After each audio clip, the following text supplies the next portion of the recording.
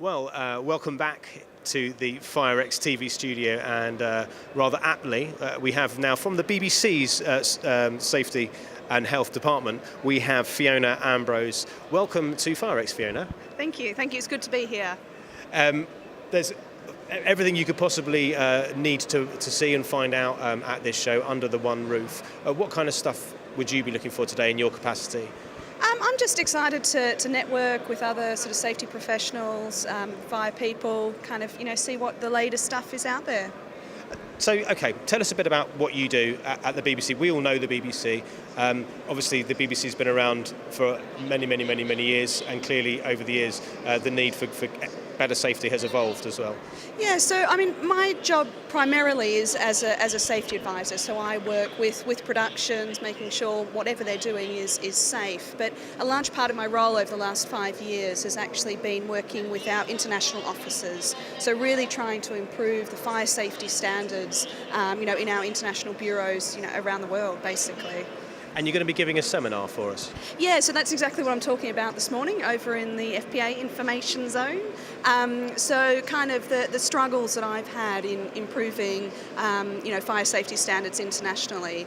So, following on from, the horrible factory collapse in Bangladesh, we did some, a lot of work in trying to improve our building there and, around the globe. So come down to check it out. Yeah, and I imagine since the television centre closed down, and obviously there's going to be different buildings, and your job and your job spec must have changed a lot over the last couple of years. Yeah, absolutely. Television centre was bad enough. We had all sorts of different programs operating in our studios. Every day was different and the demands were really high.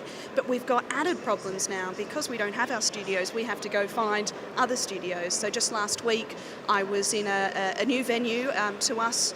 It was a disused old kind of like an industrial laundry, and we're hiring the basement of this laundry to turn into a kind of a comedy cabaret club.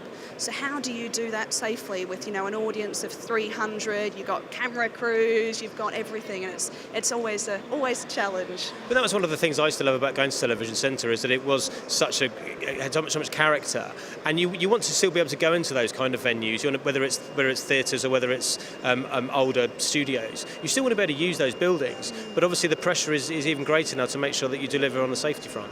Yeah, and I think especially so when you have audiences in there. So we really have to make sure, because staff are fine. You can train them up. You can make sure that they're inducted and they know how to get out. But if you're getting in 250 audience members, you may have disabled audience members, people that are hard of hearing or hard of sight. And how do you deal with that on a day-to-day basis? It's really tough.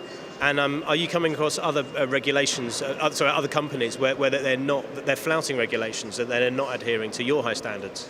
Yeah, we often struggle with smaller production companies, even venues that we go to and we use. Often they don't have that in-house knowledge and experience that we do, and don't have the same level of safety standards, and it's often hard to find a match there. So you're all set for your seminar later on today. We'll come and see you in that. Yeah, hopefully. I've got loads and loads of pictures of all the stuff I've learned from around the world. I've got a little video as well. So yeah, it should be good. Come down and watch it. Thank you very much, Fiona. Thank you. Thank you.